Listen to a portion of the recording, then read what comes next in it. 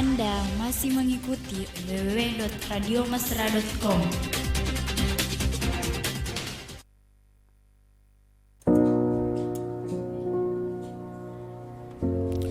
102,8 FM Insan Mesra dimanapun berada, seperti biasa di hari yang ke-27 Ramadan. Untuk sore hari ini kita akan kembali berdialog bersama dengan Bang Ude, dan sebelumnya kita akan coba untuk terkoneksi dengan Bang Ude yang sementara ini berada di luar kota.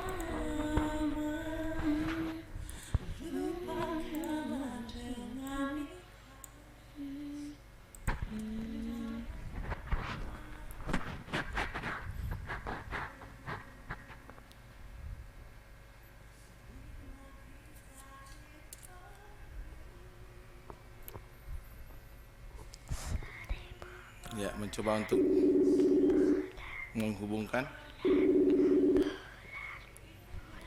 Ya, alhamdulillah. Bang, kudu bae temanya. Iya. Oke, gimana? Lanjut ya. Jolo, tambahin. Lapi Jolo. Iya, silahkan. Berarti malam ke-27 tuh. Malam 27 mana nih?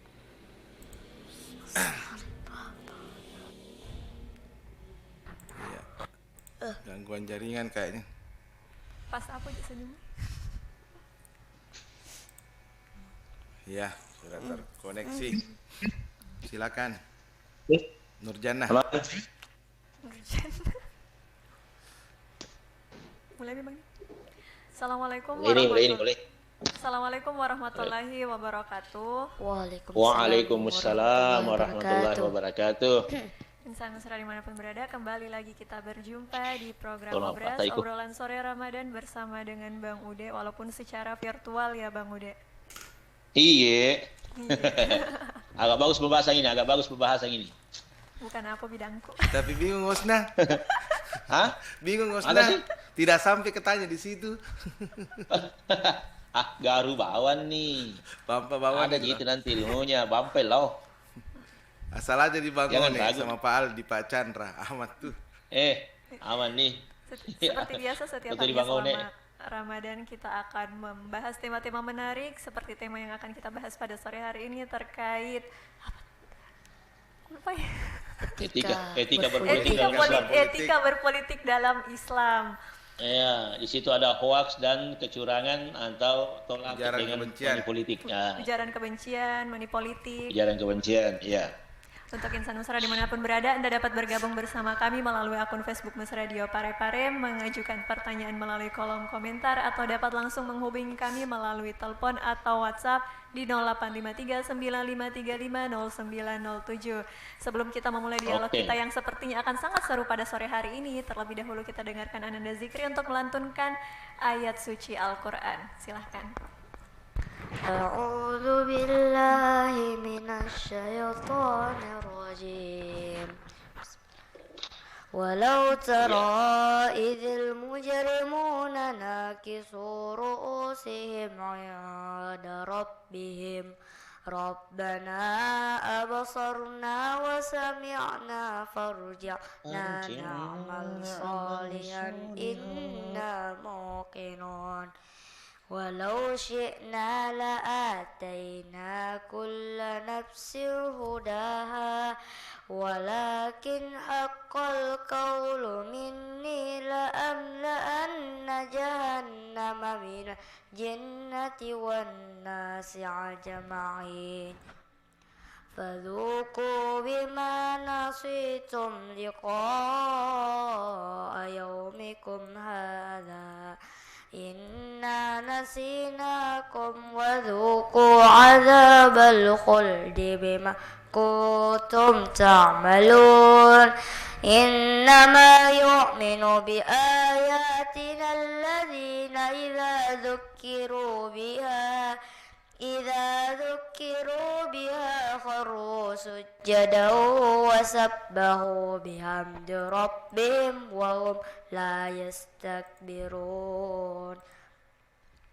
تتجافى جنوبهم عن المضاجع يدعون ربهم خوفا وطمعا ومما رزقناهم ينفقون فلا تعلم نفس ما أخفي لهم من قرة أعين جزاء بما كانوا يعملون أفما كان مؤمنا كما كان فاسقا لا يستوون أما الذين آمنوا وعملوا الصالحات فلهم جنات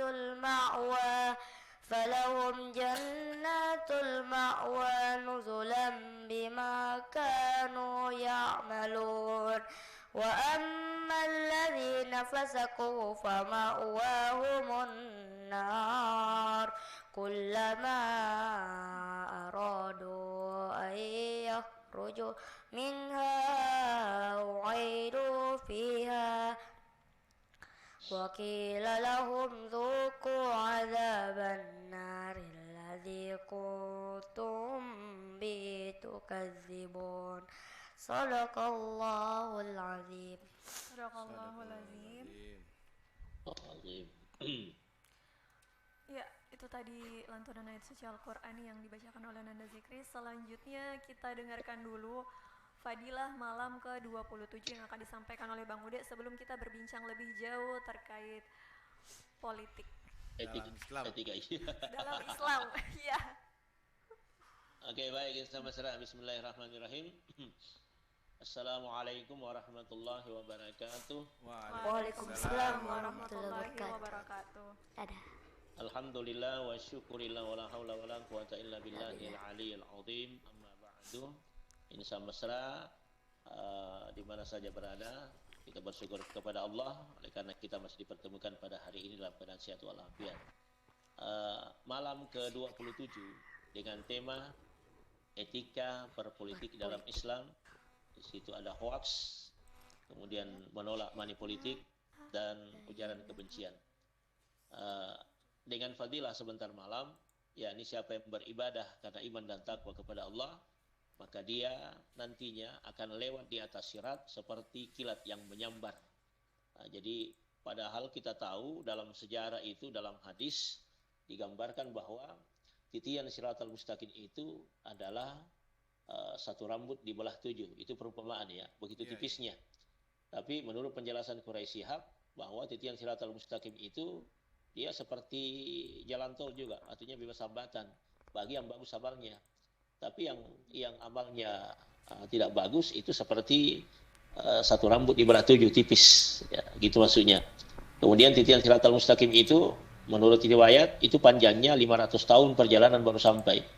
Tapi bagi orang yang beribadah sebentar malam karena iman dan takwa kepada Allah, maka dia akan lewat di titian siratal mustaqim itu seperti kilat yang menyambar, sudah sampai di seberang dan melalui pintu surganya Allah Subhanahu wa taala. Nah, ini yang didapat keistimewaan bagi mereka yang beribadah karena iman dan takwa kepada Allah Subhanahu wa taala. Nah, Isa Mesra berbicara tentang politik. Politik itu sesungguhnya aturan atau tata aturan dalam pemerintahan. Lalu ketika dia digabungkan dengan kalimat atau kata Islam, berarti aturan yang berdasarkan ayat Al-Quran dan hadis Rasul Sallallahu Alaihi Wasallam.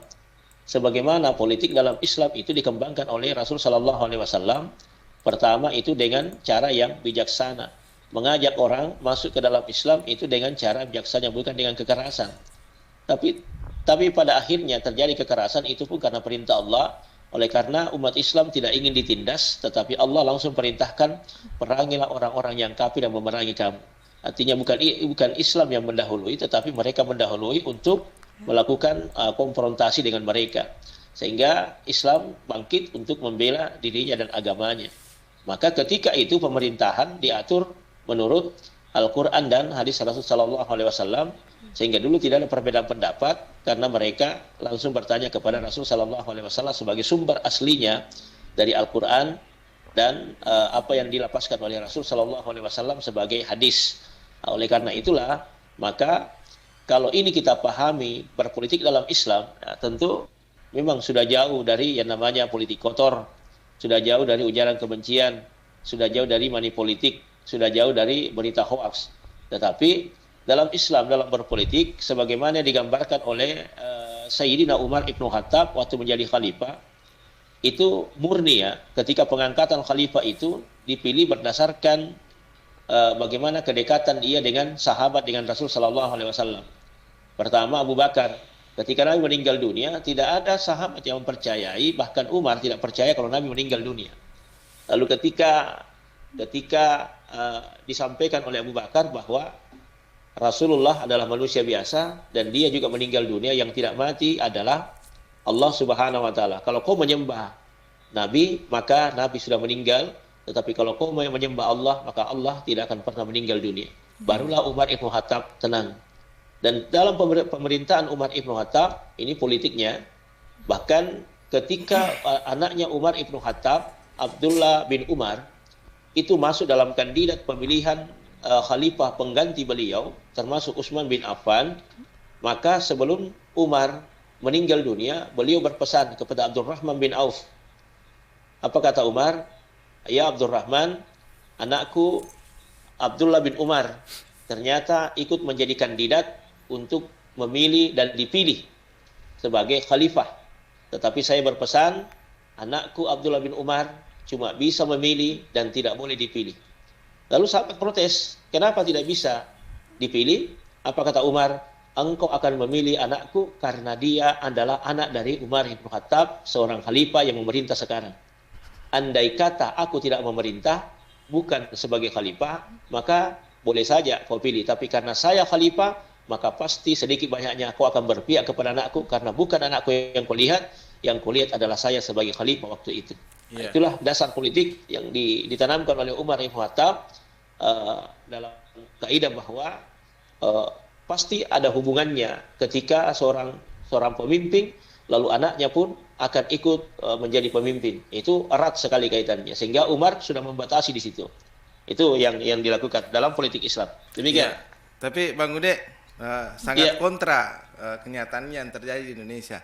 Bukan menghalangi anaknya, bahkan memberikan jalan seluas-luasnya untuk anaknya untuk menjadi khalifah misalnya kalau zaman sekarang jadi pemimpin. Yang saya tahu Bang Dimas, bahwa ini pernah dipraktekkan oleh pemimpin di Indonesia bernama B.J. Habibie. Iya. B.J. Habibie itu waktu jadi presiden, seluruh keluarga beliau tidak ada lagi menjabat sebagai kepala dinas, kepala cabang, tidak ada. Semuanya mundur, termasuk saudara beliau yang kepala BPPT itu hari mundur. Kenapa? Karena dia menerapkan aturan yang disampaikan oleh Umar Ibn Khattab. Ya. Artinya ketika Presiden Habibie naik sebagai kepala negara, maka otomatis fasilitas kepada keluarganya, ke apanya saja, pasti itu dipertahankan. Maka secara otomatis pada saat Habibie dilantik menjadi presiden, seluruh keluarga beliau itu mundur sebagai kepala dan tidak jabatan. Dan ketika ditanya kenapa mundurkan diri, ya saya harus menghargai, saya punya keluarga yang jadi presiden, otomatis kalau dia presiden, maka mau tidak mau kalian akan memperlakukan saya sebagai juga keluarga presiden. Dan dia tidak mau dikasih begitu. Iya, iya. Nah, itu yang dilakukan. Itu dan zaman sangat kontra. Itu zaman Habibie. Tapi zaman sekarang kan zaman Jokowi. Sampai kan ada istilah cawe-cawe. Itulah. Ini yang tidak boleh. Sebenarnya kan itu bukan dari praktek Islam yang seperti itu. Cawe-cawe dibolehkan selama punya skill dan kompetensi. Tapi kalau dia tidak punya kemampuan lalu kita mau cawe-cawe, ini cawe-cawe bagaimana modelnya? Harusnya dipertimbangkan. Jadi saya gini, Isa Mesra, bahwa itu yang ditulis oleh Murtada Mutahari dalam bukunya tentang kehidupan Rasul Sallallahu Alaihi Wasallam. Itu Nabi pemimpin, tetapi Nabi tidak pernah memposisikan dirinya bahwa orang nomor satu. Ya. Ketika Rasul Sallallahu Alaihi Wasallam beliau anaknya Fatimah, apa kata Rasulullah? Fatimah itu anakku. Tapi kalau Fatimah melanggar, maka hukum dia. Itu kan dalam politik seperti itu. Iya, harusnya. Harusnya. Jangan kalian tidak menghukum gara-gara saya adalah bapaknya sebagai Rasulullah. Kan seperti itu. Iya. Dan ini sudah turun-temurun dicontohkan. Cuma masalahnya kita ini politik kita tidak berdasarkan kepada Islam, tapi berdasarkan kepada politik kekuasaan. Iya. Takut hilang kekuasaan, akhirnya ya, seperti itulah modelnya. Mau tidak mau dipaksakan segala cara. Yang penting apapun jalannya, yang penting bisa duduk dan bisa memimpin. Cawe-cawe, kalau saya melihat itu Bang Dimas, bahwa insan mesra boleh, tidak ada salahnya kalau cawe-cawe selama dia punya kemampuan dan skill di bidang itu. Contoh, kalau misalnya dia layak dan memang sudah terdidik dalam politik dan dia memang mahir di situ, ya kenapa tidak? Tapi kalau dia belum bisa dan itu dipaksakan, nah ini yang keliru. Nah, nanti kalau dia memimpin, kira-kira apa yang dilakukan, apa yang akan diperbuat, tentu kan belum tahu semuanya. Nah, oleh karena itulah insan mesra, maka ini penting untuk kita pahami bersama bahwa politik itu tidak hanya untuk mengatur, tapi bagaimana menjaga kemaslahatan dan mengembangkan kemaslahatan umat manusia di muka bumi ini, dalam artian menjaga mereka dalam tata aturan itu dengan tanda kutip dia berdasarkan dengan ajaran Islam dan sunnah Rasul Shallallahu Alaihi Wasallam.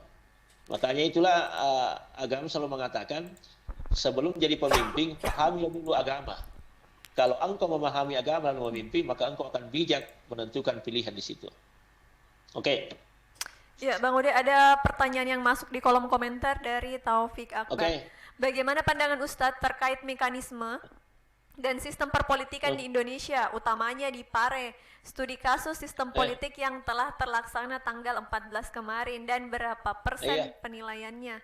Terima kasih. Oh iya, soalnya kan gini, kalau kita mau kalkulasi berapa persen ya, bisa kita ya sudah berjalan dengan baik. Cuma masalahnya praktek politik itulah yang kadang-kadang yang merusak sistemnya. Sistem bagus dalam politik kita, tapi pada praktiknya semua orang mau duduk di legislatif, semua orang mau memimpin, maka itu segala cara yang dipakai. Sehingga itulah ada istilah, tidak ada kalah terhormat dalam politik. Menang bermasalah itu lebih baik daripada kalah terhormat. Kenapa? Karena setiap kemenangan pasti memang ada masalah, tapi itu jauh lebih baik daripada kalah terhormat. Karena dalam politik itu tidak ada kekalahan, yang ada hanyalah kemenangan. Tidak ada perhitung-hitungan politik dia mau kalah. Semuanya hitung-hitungannya adalah menang. Nah, kalau ini yang dipakai caranya, maka segala cara bisa dihalalkan. Termasuklah money politik, termasuklah ujaran kebencian. Maka ini kalau kita lihat ya perjalanan politik di Parepare dari tahun ke tahun, ya saya kira ya agak lumayan lah dibanding daripada tahun-tahun kemarin waktu awal-awal ketika masih wacana akan bukan lagi di dewan, tetapi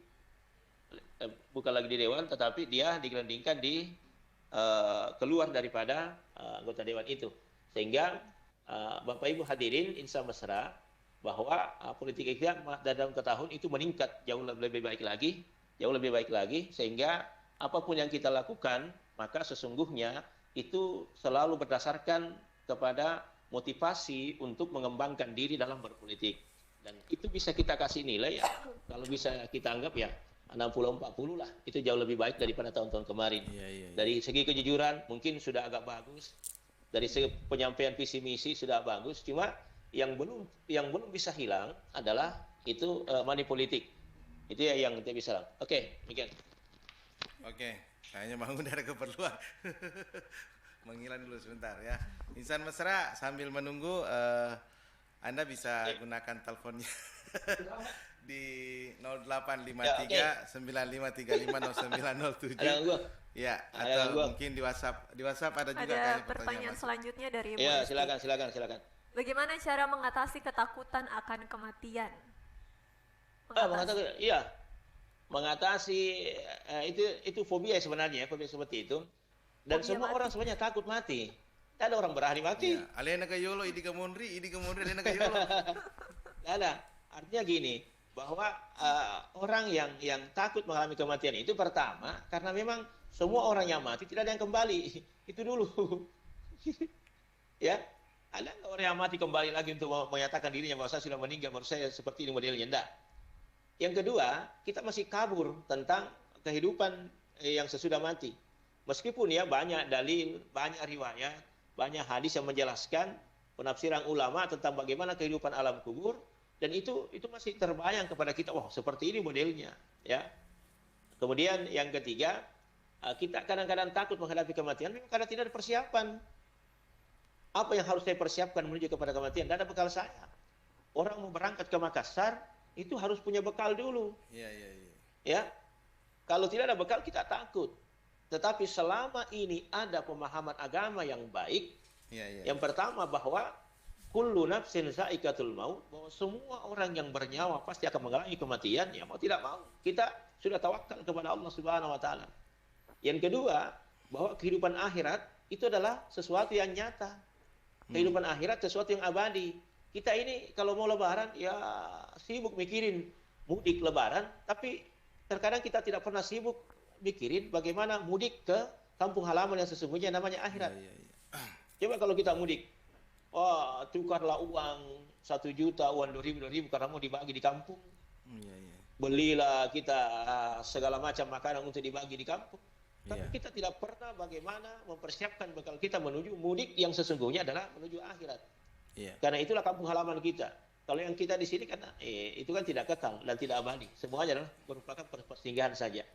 Oleh karena itu, atasilah ketakutan kematian itu dengan dekatkan diri kepada Allah Subhanahu wa taala, dekatkan diri kepada agama, berbanyak bersikir, minimal kalimat sikir la ilaha illallah, dan itu akan memberikan ketenangan kita kepada hati kita, kepada pribadi kita. Dan yang terakhir, perbanyaklah melaksanakan salat taubat kepada Allah Subhanahu wa taala. Semoga Allah akan mengampuni segala dosa-dosa kita. Amin. Mungkin saya tambahkan sedikit Bang Ude.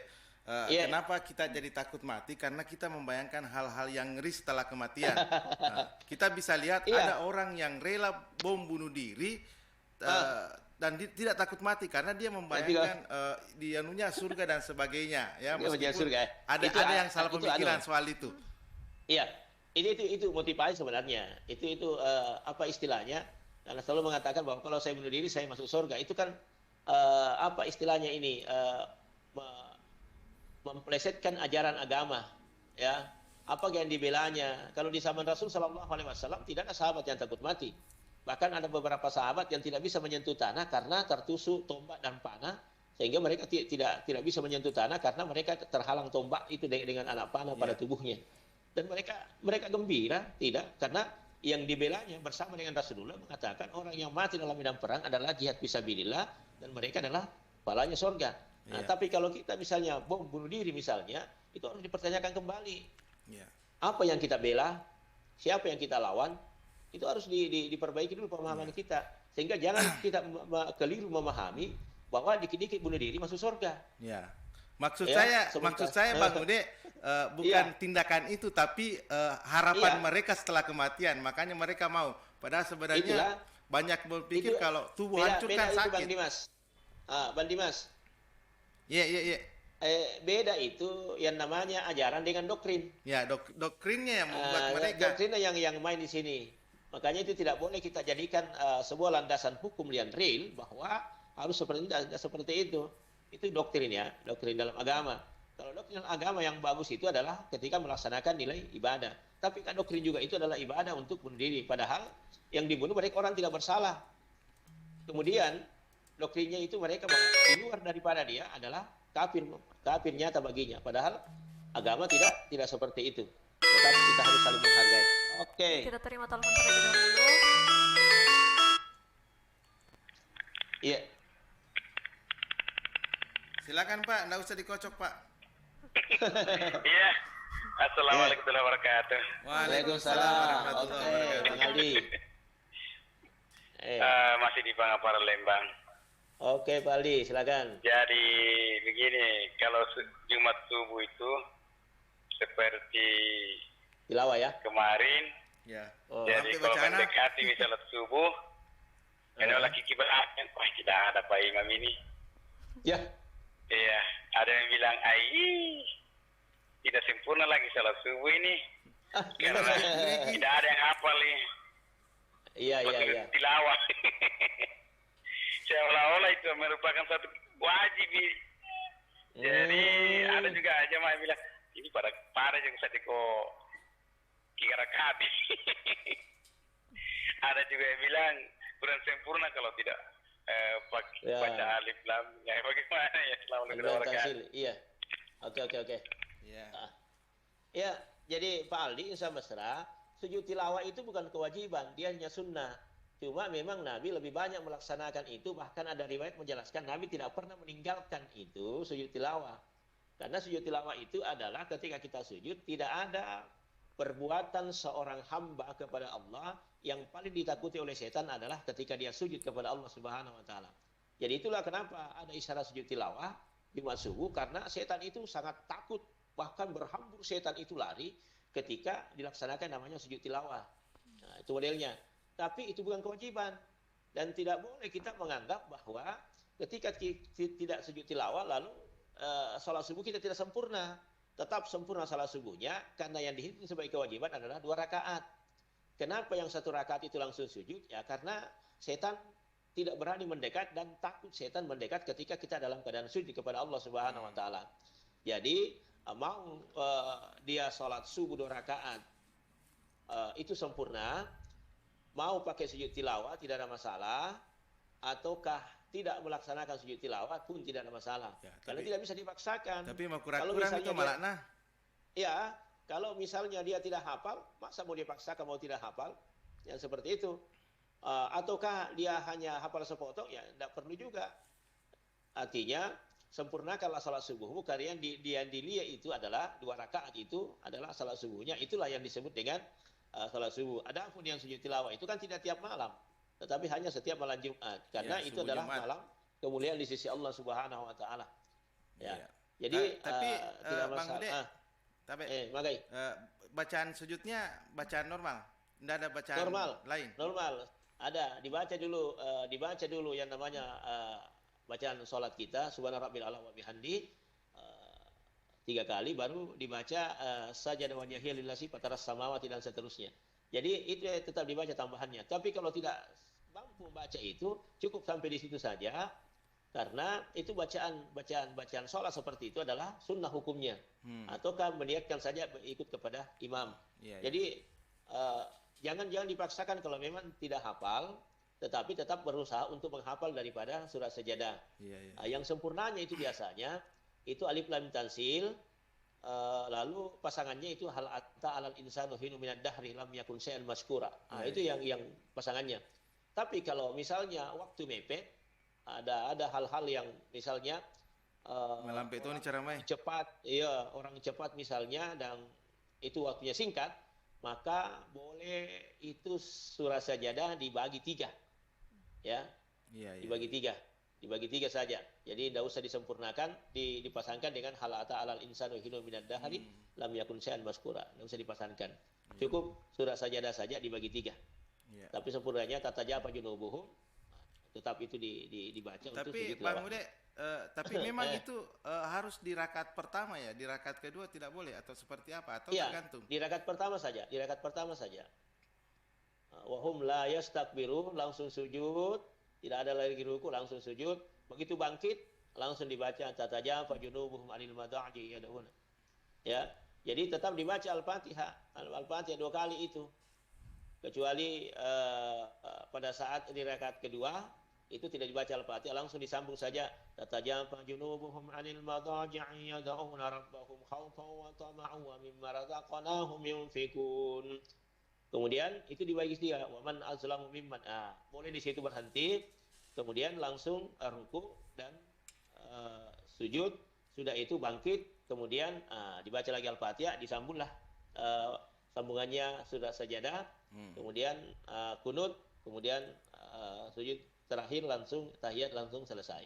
Oke. Jadi tidak mutlak harus dipaksakan kalau memang tidak dihafal. Ini boleh ada juga, pertanyaan apa itu? Ada pertanyaan di kolom komentar, pertanyaan lanjutannya tadi dari Taufik Akbar. Sogok menyogok adalah dosa dan hal ini masih terjadi di sistem perpolitikan kita. Butuh suara harus ada amplop, bahkan jabatan pun katanya ada maharnya. Nah, menerima hadiah lebaran dari oknum yang penghasilannya dari menyogok, bagaimana hukumnya? Kalau tahu memang itu bahwa hasilnya seperti itu, maka silahkan ambil saja, lalu berikan kepada yang lebih berhak. Kalau Anda menolak secara terang-terangan, itu takut menyinggung perasaannya. Ya, bijaknya seperti itu. Ambil, terima, tapi Anda tahu jangan konsumsi, jangan ambil untuk keluarga, jangan konsumsi karena Anda tahu bahwa ini sesuatu yang subhat. Tapi berikanlah kepada orang-orang yang tidak mampu di sekitar tetangga Anda. Itu jauh lebih bijak kalau begitu. Sampaikan bahwa tabe ini ada pemberian dari anggota dewan seperti ini, tapi saya tahu karakternya seperti ini, saya mungkin agak ragu dengan pemberian ini, maka saya berikan kepada yang lebih berhak, bukan saya. Ya, saya tidak berhak menerima ini, mungkin Anda yang lebih berhak. Itu berikan saja ke mereka, supaya tidak menyinggung juga perasaannya. Supaya jangan sampai karena kita menolak itu bisa saja hubungan silaturahmi kita retak dengan mereka, tapi kita tetap menjaga silaturahmi itu. Kenapa kita ambil pemberiannya? Karena kita menghargai orang yang memberi. Nah, gitu. Dan memang untuk politik uang ini untuk apalagi kemarin 14 Februari itu sangat luar biasa, Bang Ude. Iya, belum bisa hilang itu. Ya, bahkan saya mendengar ada yang sampai 800. Masih kecil itu. Masih kecil. Ada sampai 1 juta. Ya. Kalau di daerah Sidrap itu sampai 8 juta saya dengar waktu pemilihan ulang pesunya. Iya. Bahkan ada yang satu orang, kadang-kadang ya saya ini secara kita nongkrong dengan si pelolongan di Malaysia menolong maka dia harus anggota sini. Iya 5 juta nasab. Kayak apa juta nasab lolongannya. Engkau sampai bola aku Bang Ude, mah HP baru. Baik. Itu luar biasanya itu. Ya, silakan. Ya. Halo, Assalamualaikum warahmatullahi wabarakatuh. Waalaikumsalam warahmatullahi wabarakatuh. Ya, ini masalah sogok menyogok. Bagaimana itu pejabat yang terima sogotan, tetapi dia tidak bagikan Pak Ustaz pada bulan Ramadan menerima sogotan, tapi dia tidak membagikan kepada orang-orang yang dibawa jabatannya. Dalam mana gitu buatnya? Ya, dalam ada yang tergantung mana nih dia nak bagi lagi. Jadi saya ini melihatnya setengah seorang pejabat, dia juga orang kaya, kenapa tidak membagikan kepada orang yang dibawa daripada golongannya lah. Tuh saya nukan. Apakah semua dia yang tanggung dosanya itu Pak Ustaz? Makasih. Assalamualaikum warahmatullahi wabarakatuh. Iya. Waalaikumsalam warahmatullahi wabarakatuh. Ya, jadi kalau ada orang yang seperti itu, ya berarti mereka tidak mau bagi-bagi dosa. Alina mesangi. Jadi bijaklah kita seperti ini. Artinya kalau memang bisa menghindarlah. Jabatan itu ada masanya. Jangankan jabatan, umur saja ada masanya. Ya, artinya bahwa kita hidup ini kan 2 tujuannya kan. Iya. Kita dikasih oleh Allah, diciptakan pertama ayyukum ahsanu amala, kita diciptakan untuk memperbanyak amal. Yang kedua, wa ma khalaqtul jinna wal insa illa liya'budu, kita diciptakan oleh Allah untuk mengabdi kepada Allah. Maka bentuk pengabdian yang paling tinggi sesungguhnya itu ketika ada jabatan. Jabatan itu model pengabdian. Bahkan pejabat sesungguhnya jauh lebih tinggi pahalanya dibanding daripada ustadz. Kenapa? Karena tanda tangannya laku. Sementara ustadz belum tentu tanda tangannya laku. Kalau dia tanda tangan dengan kebaikan, pembebasan tanah misalnya untuk kemaslahatan umat, itulah kredit poinnya jauh lebih tinggi pahalanya dibanding daripada ustadz. Kenapa? Karena dia bersentuhan langsung dengan masyarakat. Sementara kita ceramah saja, insya mesra, itu kalau dinilai memang dalam hadis Nabi, man talabal ilma ila sa'atan, itu sama perbandingannya orang yang sholat tahajud 1000 rakaat. Tetapi itu ibadah. Tapi amal bukan itu amal. Amal itu ada sama pejabat. Pejabatlah yang memiliki amal. Ya, itulah tanda tangan. Memudahkan pekerjaan orang itu adalah amal. Dan kita tidak bisa melakukan itu, Ustaz. Ya, pejabat yang bisa. Maka ketika jabatan itu dibeli, maka agak sulit untuk melakukan amal. Tapi ketika jabatan itu dipilih karena kompetensi dan skillnya seseorang, disitulah amal itu berkembang pesat. Maka selama itu jabatan diperjualbelikan, maka sulit untuk kita beramal. Tapi selama itu dinilai karena kinerja dan kompetensi seseorang, insya Allah itu akan jauh lebih baik lagi kinerja daripada orang-orang yang memangku jabatan itu. Dan itu ingat, itu adalah amanah. Itu adalah amanah. Tapi kalau ada orang yang seperti Ibu katakan tadi, lalu dikasih mie baru dia tidak mau bagi-bagi lagi. Ya, nama sekali. Ya, harusnya terima sogokan harus dibagi juga. Jadi kalau ada temuan gampang aja lo. Bagus juga tahu itu Bang Dimas modelnya. Dia tidak mau libatkan saudara-saudaranya masuk dalam neraka. Ya. Kan? Jadi kalau ada temuan langsung ini ya kan banyak juga ditemani di penjara. Biarpun sogokan jangan rakus. Itulah Bang Dimas bahwa dulu di zaman Soeharto orang masih takut-takut ya. Nilai-nilai korupsinya, nilai sogok-sogok menyogoknya itu kan di bawah meja. Tapi begitu selesai Soeharto di atas meja lagi. Begitu selesai lagi periode ini sudah dengan mejanya hilang.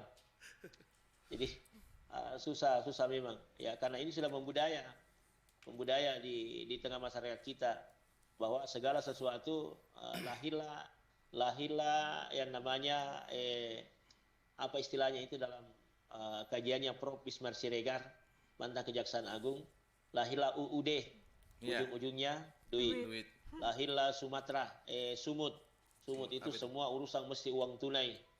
Kalau ini bisa kita berantas dengan baik, itu diberikan nilai kompetisi dan skill kepada para pekerja kita bahwa segala sesuatu itu adalah amal, maka insya Allah tidak ada lagi orang yang setiap pekerjaan selalu menerima pemberian dari orang lain. Iya. Oke, terkait sogok menjogok ini kan juga politik uang. Ada money politik sering digambarkan bahwa yang menerima dan memberi itu sama-sama ar-rasi'u wal murtasi'u binnar. Menyogok dengan disogok sama-sama masuk neraka. Ya, bahkan ada ustaz yang mengatakan bahwa tidak dihakimi langsung minta neraka. Langsung neraka. Iya. Tapi kan alasan para caleg ini kalau tidak begini tidak bisa, Bang Ude. Bagaimana itu? Iya, karena sudah terstruktur sedemikian rupa dan itu sudah membudaya. Dan budaya yang seperti itu bisa dihilangkan dengan budaya juga. Kalau semua caleg sepakat tidak mau pakai uang, maka masyarakat ya memilih dengan cerdas. Ya, bukan memilih berdasarkan dengan uang. Tapi karena semua caleg melakukan itu, ya siapa yang paling banyak? Itu yang dipilih. Makanya kita tidak punya kualitas anggota dewan. Coba bandingkan gini, saya hanya kasih gambaran saja. Pemilihan di luar negeri, Amerika misalnya, yang kita jadi rujukan bahwa yang terbaik sampai hari ini, itu hanya 2 partai. Yang banyak itu adalah anak cabang. Tetapi setiap partai mempersiapkan anggotanya untuk masuk di parlemen legislatif, itu dididik dulu. Misalnya, ini antum dipersiapkan, si A dipersiapkan masuk di bidang hukum. Maka ini anggota partai itu dikuliahkan dulu. Selama 9 tahun, 6 tahun, 3 tahun untuk kuliah tentang hukum. Sesudah tamat di perkuliahan masalah hukum, maka dia digembleng lagi tentang aturan-aturan dalam perundang-undangan tentang hukum, itu di partainya. Setelah selesai itu digembleng, maka dipersiapkanlah dia maju, diutus untuk maju anggota legislatif. Maka dia tidak lagi money politik. Kenapa? Karena sudah ahli di bidangnya. Kita tidak ada pendidikan yang secara formal partai kita mendidik, bahkan membiayai pendidikan untuk persiapan masuk anggota dewan. Kan tidak ada. Dan seperti itu kita ini hanya simsalabim. Kesempatan, kalau ada kesempatan ayo maju saja. Meskipun tamat SMA, meskipun tidak ada kualifikasi S1 atau tidak ada kualifikasi dalam bidang dalam legislatif itu, yang jelas ada modal sudah bisa. Disitulah rancunya kita. Artinya dia harusnya dia di bidang hukum, tapi kenapa dia lari ke ekonomi? Harusnya dia di bidang ekonomi, kenapa lari ke pendidikan? Kan bukan kualifikasinya. Atau carilah misalnya di anggota dewan kita yang membidangi kualifikasi pendidikan. Betul-betul masalah pendidikan kan jarang kita dapat. Yang saya tahu kalau manajemen ada, itu Dr. Kamaluddin itu, maka itu luar biasa kan. Iya. Tapi anggota dewan yang S3 kan seperti itu. Tapi kan begini Bang Ude, ada anggota dewan yang kita lihat kinerjanya selama 5 tahun, Saya pernah, saya tidak mau menyebut namanya beliau, tapi pasti Bang Ude kenal orangnya. Kinerjanya, bagaimana dia pendampingan terhadap persoalan-persoalan masyarakat, perbaikan infrastruktur dan sebagainya. Beliau masih bilang, dia nule janggo kalau tidak ada sogokan ke masyarakat, tetap itu kinerja akan redup sendiri. Cocok, itu sudah membudaya. Itu maksudnya. Kalau sudah membudaya betul, mau tidak mau orang harus seperti itu. Sebab kalau saya tidak lakukan, saya sudah bisa anggota dewan. Dan saya sudah tahu kinerja di dewan. Kalau saya tidak kasih begitu, maka saya tidak bisa mempertahankan hak saya. Itu dulu harus kita tahu. Coba, kalau saya tidak lakukan pelemparan misalnya, ambil hak ke orang. Makanya saya melakukan itu juga untuk mengimbangi pelemparan mereka. Supaya saya tetap masuk di dewan itu dan untuk memperbaiki kinerja itu. Berarti ini tidak pernah akan habis Bang Ude? Tidak akan habis selama tidak ada aturan yang mengikat. Aturan kan jelas. Ada kita punya ada Bawaslu, ada KPU. Tapi cocok nih. Tapi Bawaslu kan manusia juga. Ya alasannya Bawaslu kemarin kalau kita di Parepare cuma 3 orang. Yang di Bawaslu itu siapa? Yang di KPU itu siapa? Ya. Kan sama, semua kadang-kadang ada juga oknum yang melakukan hal-hal yang sudah nyata-nyata bahwa ini tidak boleh, tapi tetap juga dilakukan karena itu adalah oknum manusia sama. Makanya itu setiap pemilihan itu selalu ada pemilihan anggota apa saja dalam organisasi. Untuk memilih ketua selalu ada kalimat dengan mengatakan kriteria beriman dan bertakwa kepada Allah. Selalu itu nomor 1. Selalu ada kalimat itu. Dan itu jarang kita interpretasikan dalam kehidupan bermasyarakat kita. Jadi budaya ini bisa saja hilang kalau diganti dengan budaya lain. Sepakat secara keseluruhan, memang tidak ada melakukan pelemparan, tapi siapa yang bisa jamin? Tapi ada kalau menurut saya pernah ikuti dialog di TV nasional, katanya ini memang salah satunya adalah kesalahan negara saja karena taraf ekonomi kita yang rendah akhirnya gampang untuk dirasuki dengan gampang dirasuki materi begitu. Ya gini, Bang Dimas, bahwa kita ini baru berapa tahun berdemokrasi? Ya, belum ada 50 tahun. Belum. Itu Amerika, Inggris 100 tahun baru pulih demokrasinya yang baik. Kita ini masuk tahap pembelajaran. Jadi makanya memang masih tumpang tindih, masih amburadul. Tapi ketika kesadaran itu muncul dan pendidikan masyarakat kita sudah baik, sudah baik, insya Allah itu akan hilang dengan sendirinya. Itu akan hilang dengan sendirinya. Dan tidak akan pernah lagi berlaku yang namanya money politik. Berapapun uang yang kuberikan kepada orang, mereka tidak akan pernah tergiur selama pendidikan mereka tinggi dan pendidikan mereka bagus, terutama dalam memahami kaidah atau ajaran agama bahwa segala sesuatu yang diberikan itu adalah haram hukumnya, maka tidak akan pernah lagi terjadi itu selama pendidikan itu sudah mapan di negeri kita.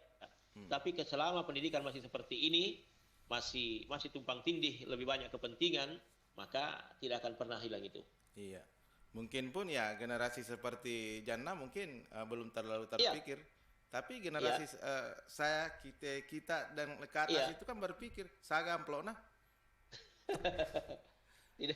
Tidak usah lah masalah itu.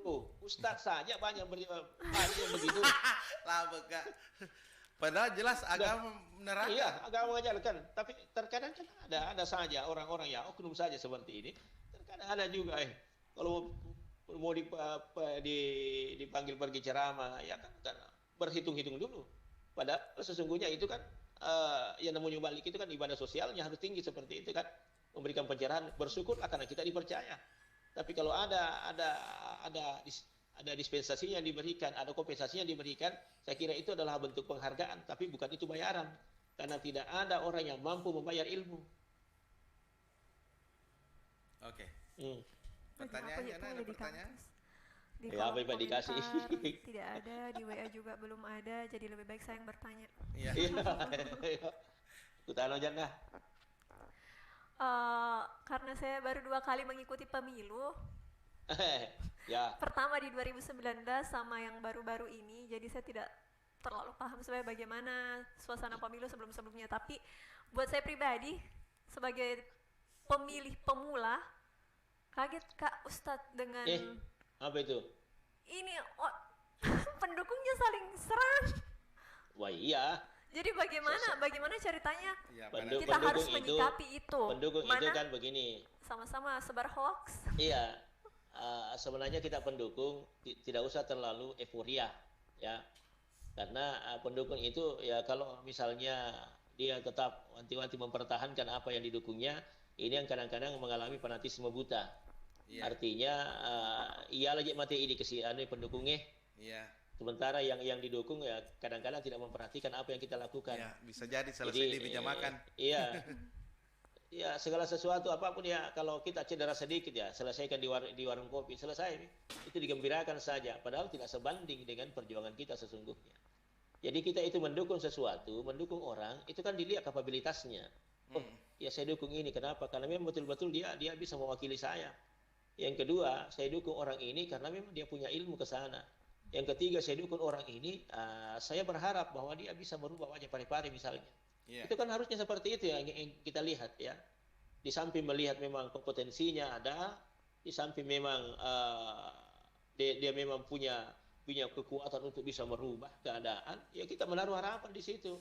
Dan kalaupun itu kita sudah lakukan segala potensi, segala aktivitas, segala kemampuan kita lakukan untuk mengarahkan dan itu tidak terpilih, maka kita menganggap siapapun yang terpilih itu yang lebih baik di dalam pandangan Allah Subhanahu wa taala. Ya kan seperti itu modelnya. Jadi kita legowo saja menerima. Tidak perlu sampai kita harus bentrok. Dan itu bentrok kita bukan penyelesaian. Ya, dalam politik enggak. Kita yang cedera, orang enak-enak sudah tidur-tidur, sudah beradu di dewan. Sementara kita tetap masih di rumah sakit. Kemudian boro-boro kalau kita meninggal dunia paling-paling karangan bunga yang datang. Apakah itu menghargai pernyataan? Tidak. Ada kesantunan diberikan kepada keluarga? Tidak. Kita ini dalam berpolitik bukan berperang. Harus dipahami dengan baik. Kita hanya memilih pemimpin. Kok memilih pemimpin berperang? Ya, kita bukan lagi di zaman penjajah. Kita harusnya memilih itu dengan akal sehat. Lihat visi misinya. Bagaimana track recordnya, lalu kita rasional dalam berpikir, oh ini layak, ini tidak. Nah, gitu.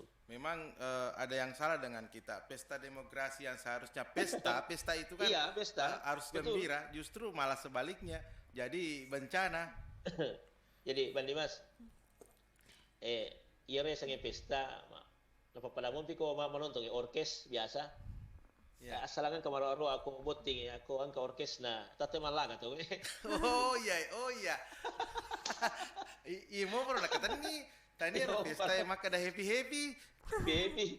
Jadi ya dia pesta itu aku siamba iko pesta si bongkar kadera itu ya pesta. Makanya tuh kemarin ya ada komentar mungkin bisa dibacakan. Ada komentar kembali dari Taufik Akbar. Saya sepakat sebenarnya. Minimal bisa meminimalisir untuk kaum pemilih pemula generasi selanjutnya agar mereka bisa betul-betul memahami sistem politik tanpa sogokan. Sepakat nggak saya sama ini? Ya, ada di atasnya juga. Sama ini mungkin dibutuhkan tambahan kurikulum pemahaman sistem politik dalam agama di tingkat sekolah. Iya. Dan saya sudah selesai saya mengajar, saya sudah menerapkan hal yang seperti itu, politik Islam dalam memilih pemimpin itu sudah saya terapkan terutama di kelas 3 Aliyah dengan kelas 3 SMA. Itu saya sudah sampaikan kepada siswa-siswa saya bahwa generasi yang terbaik adalah kalianlah semua. Ya. Dengan penanaman nilai akidah yang sesungguhnya, dengan penerapan nilai agama yang sebenarnya, tidak perlu banyak. Tetapi meskipun hanya Anda memahami satu, tapi itu yang kau laksanakan, itu jauh lebih baik daripada banyak memahami lalu tidak melaksanakan. Seperti itu modelnya. Jadi misalnya generasi janda, potong generasi sampai di sini misalnya, persiapkan anak-anak muda kita, generasi Z ya, untuk ya, betul-betul memahami dulu agama, kemudian maju dalam berpolitik, maka ini yang bisa menggantikan generasi yang suka coba menyogok. Insya Allah mereka akan jauh tampil lebih baik lagi. Bahkan mereka bisa bekerja dengan ikhlas tanpa harus menuntut berapa harus dibayar. Jadi keikhlasan itu tidak identik ya dengan bayaran. Cuma ya kadang ada memahami bahwa berapa banyaknya bayaran, itu adalah menambah keikhlasan. Tapi ketika kita ikhlas sesungguhnya, itu meskipun tidak dituntut seperti itu, tetapi kita berdasarkan bahwa ini pekerjaan adalah ibadah di sisi Allah Subhanahu wa taala. Ya, dan ini bahaya kalau generasi seperti Jana hanya melihat pemilu sebagai sogokan, hanya melihat pemilu itu sebagai hal yang ricu, itu kan bahaya. Mereka lebih tidak tertarik untuk ikut di pemilu itu. Ya, yang parah yang kita lihat nanti itu, Bang Dimas, yang parah nanti ini, coba lihat nanti pemilihan wali kota Parepare, pasti ramainya bukan pada tingkat pemaparan visi misi, tapi ramainya itu adalah pada tingkat pendukung dengan pendukung. Iya. Ya, ramainya di situ. Berapa yang dilempar, berapa yang diberikan dalam bentuk misalnya sosialisasi, berapa sumbangan yang masuk ke sini, ini yang ramainya di situ. Ya, kita tidak pernah meramaikan visi misinya mengembangkan Parepare kan? Bukan perang gagasan, tapi bukan otaknya berperan, tapi fisiknya. Bukan perang gagasan. Makanya orang dalam berpolitik itu tidak ada kendaraan yang paling mahal kecuali politik. Iya. Oke. Itu apa jejak bahas orang di grupku? Berapa mudah apa? Memang begitu modelnya. Ya. Terus ini Bang Ude, ada kan ujaran kebencian. Kita kenal ada dua, ada black campaign, ada negatif campaign. Negatif campaign, ya. Ya, bagaimana itu? Kan memang harus hal-hal yang negatif itu diungkapkan, tapi tidak merusak citranya ini lawan politik. Merusak ya citranya. Yang paling parah sebenarnya bukan hanya black campaign, bukan hanya negatif campaign, tetapi yang paling parah itu adalah pembunuhan karakter calon. Iya. Ya, pembunuhan karakter. Termasuk pembunuhan karakter itu ketika diumbar-umbarkan bahwa tidak boleh kalau begini yang memimpin, itu pembunuhan karakter. Ya. Sehingga padahal dia sudah siapnya mentalnya, tetapi karena karakternya dimatikan, maka bisa saja dia orang itu down. Kemudian kalau black campaign itu artinya ya kampanye hitam, menjelek-jelekkan orang. Lalu negatif kampanyenya itu segala sesuatu calon itu tidak ada kebaikannya kecuali hal-hal yang negatif saja yang ada padanya. Makanya kita di masyarakat ya bebas saja memilih dan memilah seperti itu. Makanya kalau ada orang yang suka menjelek-jelekkan, maka hindarilah perbincangan itu meskipun di grup, di WA atau di medsos, maka tetap kita berpikir positif bahwa semua calon yang nanti tampil di Parepare adalah mereka lah yang terbaik, tetapi siapapun yang terpilih itulah yang paling terbaik. Iya. Ya, tanpa harus mengecilkan orang lain. Gitu. Oke. Baik, terima kasih Bang Ude. Pusing aja. Sebenarnya berharap Kak, untuk anak muda ada ruang untuk berbicara politik, ada ruang diberikan untuk menyampaikan apa sebenarnya yang mau ini anak muda. Iya. Ada pertanyaan di kolom komentar dari Atika Putri Ramadhani. Assalamualaikum warahmatullahi wabarakatuh. Bagaimana hukumnya kalau ada meninggal terus itu makanan sudah dibaca-baca, apakah bisa dimakan daripada dibuang? Ada yang mengatakan itu makanan tidak boleh dimakan, itu makanannya orang meninggal. Oh ya, saya juga pernah dengar begini. Bukan makanannya orang meninggal itu Jannah, bukan orang meninggal bikin makanan. Tapi untuk orang meninggal itu karena yang meninggal makanya. Tidak, bukan untuk orang meninggal, sebenarnya itu istilah saja. Tapi itu diperuntukkan orang-orang yang hidup, diperuntukkan orang yang datang mengaminkan doa yang kita baca. Riwayatnya gini, dulu ketika Ja'far meninggal dunia, lalu berbondong-bondonglah sahabat ke sana, tiba-tiba Nabi tanya, kalian mau kemana semua? Ke rumahnya Ja'far ya Rasulullah. Kenapa Ja'far meninggal ya Rasul? Oh, kalian mau ke sana? Iya. Nah, jadi ya berangkatlah. Tiba-tiba Nabi lagi panggil, ingat ya, jangan makan dan jangan minum di rumahnya Ja'far yang meninggal itu. Lalu sahabat Umar bertanya, kenapa tidak boleh ya Rasul? Kata Nabi, karena Ja'far orangnya miskin. Kamulah yang harus memberinya. Gitu. Maka ulama di sini berpendapat bahwa ya kosogi nama wani itu mereka. Yang tidak boleh itu Jannah insya mesra kalau itu dipaksakan, dia sampai minjam ke tetangganya untuk menghadirkan makanan itu. Itu tidak boleh. Tapi selama ada yang dia pakai sebagai tanda terima kasih karena orang datang itu kadang-kadang mau minum, mau makan, ada orang dari jauh, kemudian kita berdoa bersama mengaminkan, ya, tidak ada masalah, silahkan makan saja. Guru Tak Farid Wajedi pernah disuguhi makanan pada saat dia takziah. Lalu orang-orang bertanya, Pak Kiai, bukankah ini tidak boleh makan di rumahnya orang mati? Bukan. Apa kata guru? Dia tidak menjawab dengan dalil, dia hanya menyampaikan secara logika. Nah, bukan orang mati bikin kue. Yang tidak boleh itu kalau ulama kita harangin mandre dan minum kuburan atau matewe. 3 bulan atau matewe aku kiburu Kalau di kuburan memang tidak boleh. Kalau di rumahnya orang yang tempati mati, kita makan di situ silakan. Kalau kita mengatakan haram itu di rumahnya orang mati, maka termasuk rumahnya haram juga dan haram ditinggali. Kalau dia dijual, maka haram juga penghasilannya. Nah, begitulah dalam fikih Al-Imam Asy-Syafi'i, fikih sunnah. Oke, ya. Bang Ude. Durasi 1 menit kayaknya ini. Silakan. Oke, baik, insya Allah.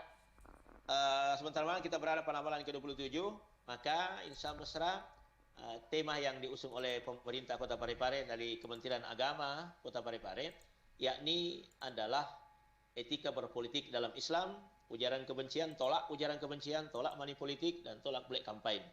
Kemudian selanjutnya bahwa siapa yang beribadah pada malam ke-27 karena iman dan takwa kepada Allah, maka Allah akan memberinya pahala seperti dia akan lewat di atas sirat seperti kilat yang menyambar. Oleh karena itu, tetap semangat beribadah di akhir Ramadan. Insya Allah semoga seluruh amalan kita diterima oleh Allah Subhanahu Wa Taala. Demikian, Assalamualaikum warahmatullahi wabarakatuh. Waalaikumsalam warahmatullahi wabarakatuh. Ya, Insa Mesra, terima kasih untuk semua yang telah bergabung. Demikian dialog kita pada sore hari ini. Semoga banyak ilmu yang bisa kita petik dari Bang Ude. Besok kita kembali lagi bertemu di jam yang sama, dan dialog ini dapat diputar kembali di channel YouTube Radio Mesra Parepare atau didengarkan kembali pada pukul 6 pagi di 102,8 FM. Kami pamit undur diri. Assalamualaikum warahmatullahi wabarakatuh. Waalaikumsalam warahmatullahi wabarakatuh.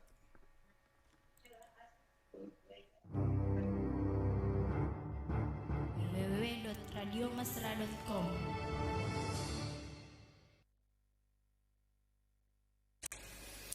Daftar nama mubalik ke bulan Ramadan tahun 1445 Hijriah 2024 Masehi di Masjid Sekota Parepare malam ke-20. Daftar nama mubalik ke bulan Ramadan tahun 1445 Hijriah 2024 Masehi di Masjid Sekota Parepare malam ke-27.